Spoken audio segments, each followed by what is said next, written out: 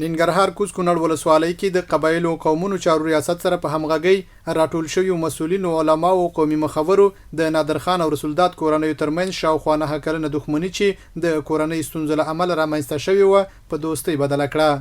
د ننګرهار قومونو او قبایلو چارو ریاست د جرګو او مرکو امیر وایي د علماو او قومي مخورو په منځګړیتوب د پرله پسې هڅو په نتیجه کې دغه دوه کورنۍ صلح ته راضي کړي. دغه موضوع او دغه غمیزه چې کله پیدا شو تر هغې ورځې راوروسته ډیری خلکو علما کرامو قومي مشرانو ملک صاحبانو نظامونو هڅې کولې خو کومې نتیجې ته نه ورسېدلي. د پوهنتون استادان علما کرام قومي مشران ټول په مشترکه باندې 2 میاشتې تقریبا 2.5 میاشتې هلې ځلې وکړلې او بالاخره دغه جرګې کامیابۍ ته ورسول د الله په توفیق سره. د سوله کوونکو کورنیو غړي په تیره دښمنۍ پښیمانه دي او راتلونکي کې په ورورۍ کې د ژوند تیرولو خبره کوي.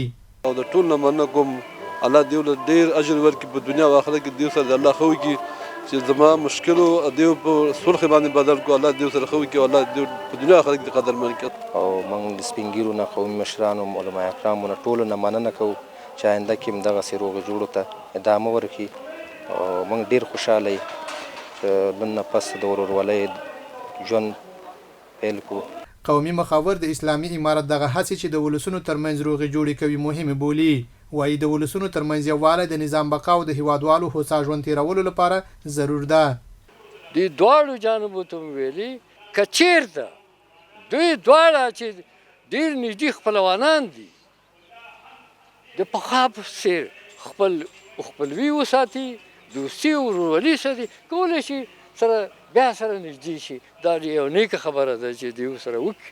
د یادونې ده چې د اسلامي امارت له فتحې تر دا مهاله ننګرهار کې قبایلو ریاست څه د پاسه 1300 کورنیو ترمنځ لوی او وړې روغې جوړې کړي.